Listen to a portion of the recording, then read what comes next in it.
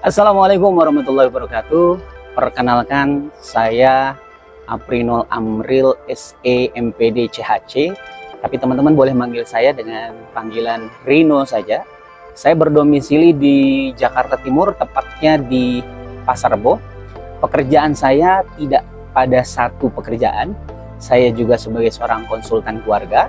Saya juga sebagai seorang penulis. Dan saya juga sebagai associate trainer di salah satu perusahaan tambang. Dan juga di salah satu beberapa perusahaan people development, dan juga saya sebagai dosen tamu di beberapa kampus untuk membicarakan tentang personality development.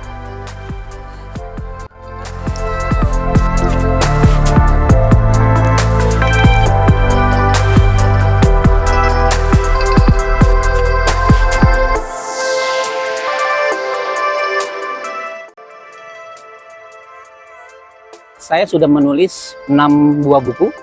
Semua buku saya itu berbicara masalah pengembangan diri dan motivasi. Dan buku terbaru saya ini berjudul 3 Siklus Cinta. Kita bicara tentang keluarga, bagaimana berumah tangga sebelum kemudian menjalani proses rumah tangga sampai kita punya anak.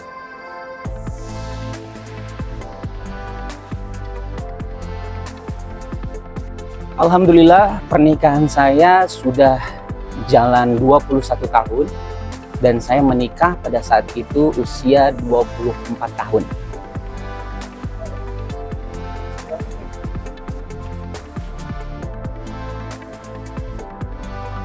Untuk masalah pertemuan, saya yakin bahwa pertemuan saya dengan istri itu tidak ada yang kebetulan. Semua sudah dikodarkan oleh Allah 50.000 tahun sebelum diciptakan langit dan bumi.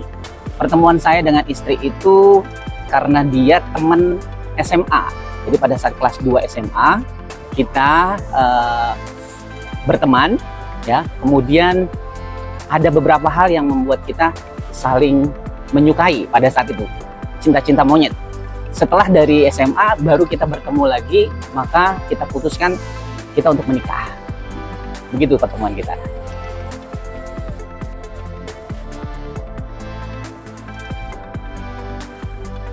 Ya, diawali dengan istiqoroh, Mas. Jadi banyak wanita cantik ya di luar sana, dan juga ada juga yang kita suka ya.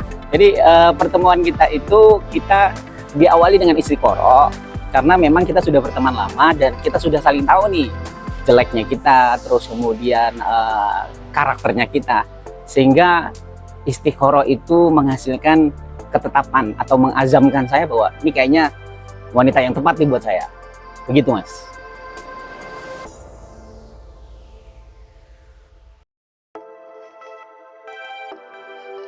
Ya, dalam berumah tangga saya punya mindset bahwa rumah tangga itu sekolah. Jadi sekolahnya itu setiap hari, mata pelajarannya banyak, PR-nya setiap saat, ujiannya sering dadakan, kurikulumnya dinamis, dan tahun ajarannya seumur hidup. Jadi dalam proses perjalanan pasti ada pelajaran-pelajaran yang bisa kita jadikan sebagai sumber untuk naik kelas. Artinya dalam proses masalah ada tahapannya nih, Mas, yang saya alami ya.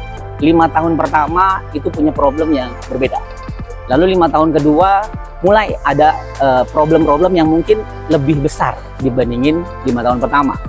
Lalu kemudian naik di 10 tahun baru mulai ada ketenangan nih.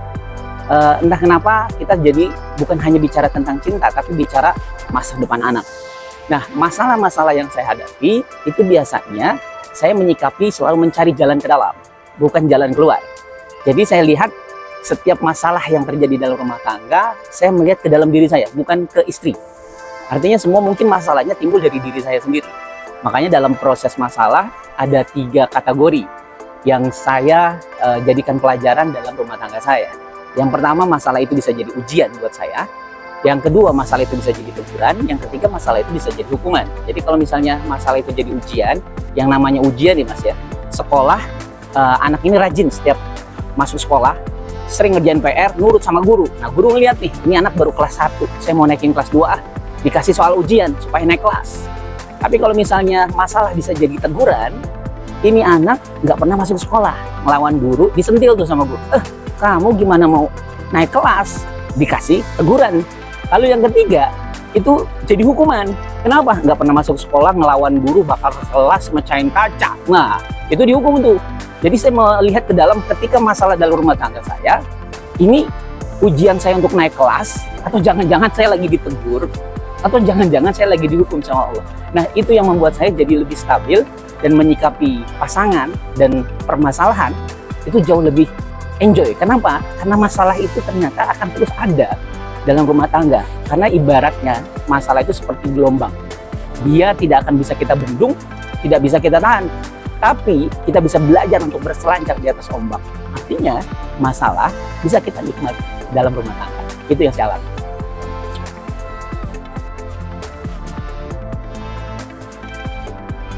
Ya, seperti tadi sudah saya sampaikan, pelajarannya itu banyak.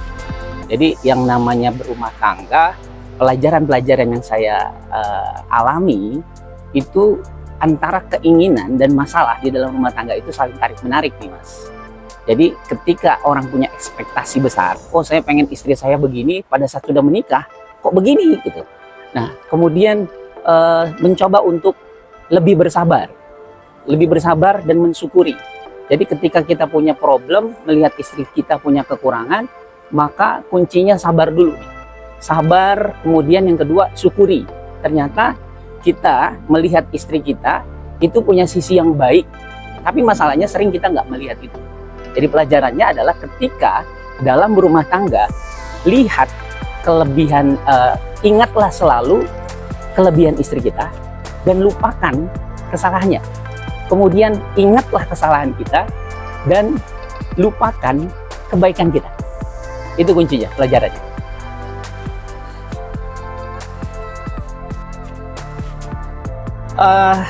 Keluarga bahagia, kita pisahkan dulu nih keluarga dan bahagia.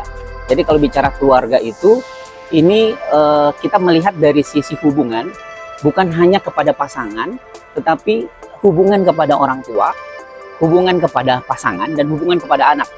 Ketika kita bahagia terhadap pasangan kita, tapi ada masalah sama orang tua kita, maka itu tidak dinamakan keluarga. Karena ketika kita punya masalah dengan anak, bisa jadi anak kita seperti itu. Bisa jadi karena memang kita juga punya masalah sama orang tua kita. Jadi jangan mengharapkan ketakliman anak kalau kita sendiri tidak taklim sama orang tua. Dan kemudian kepada pasangan juga kita mesti cerdas nih, ketika kita sebagai seorang suami, antara ibu dan istri ini punya hal yang mesti kita cerdas untuk menyikapi ibu dan menyikapi istri. Nah, kalau misalnya bicara tentang bahagia, nah bahagia ini kalau kita senang, sepakat gak nih ya teman-teman, kita senang, itu berarti kita lagi sedang tidak susah. Oke? Kalau kita lagi susah, berarti kita dalam keadaan tidak senang. Nah, ketika senang dan susah bercampur jadi satu, itu ada penderitaan. Tapi ketika seseorang dibilang senang enggak, dibilang susah enggak, dia tenang, dia hening, maka di situ ada kebahagiaan. Artinya, sebagai seorang suami, sebagai seorang istri, ada lelah di situ, tapi dibilang senang ya enggak, dibilang enggak ya senang. Nah, disitulah kebahagiaan. Namun permasalahannya dalam rumah tangga, seringkali teman-teman, keluarga bahagia menjadi tujuan bagi sebuah rumah tangga. Tapi sebetulnya jangan jadikan kebahagiaan itu sebagai tujuan, tapi jadikan kebahagiaan sebagai bentuk perjalanan. Jadi ketika dalam proses perjalanan setahun, 2 tahun, 3 tahun, kita bahagia aja, berarti bahagia itu pilihan. Dan bahagia bukan ukuran, tapi masalah penerimaan.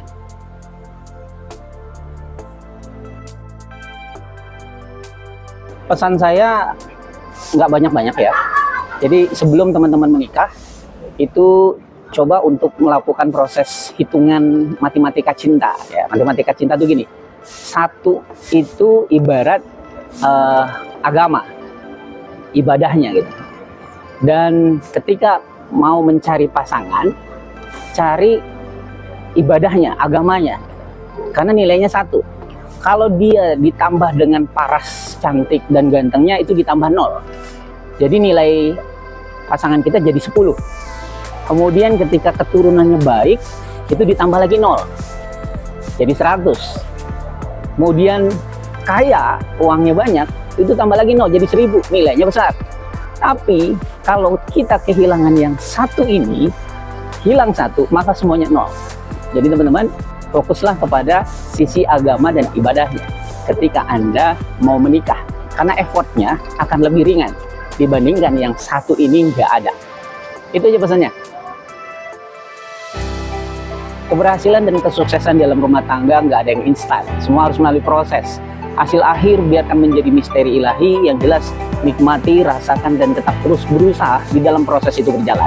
Jangan lupa teman-teman, saksikan tayangan ini, like, comment, and share. Oke. Assalamualaikum warahmatullahi wabarakatuh.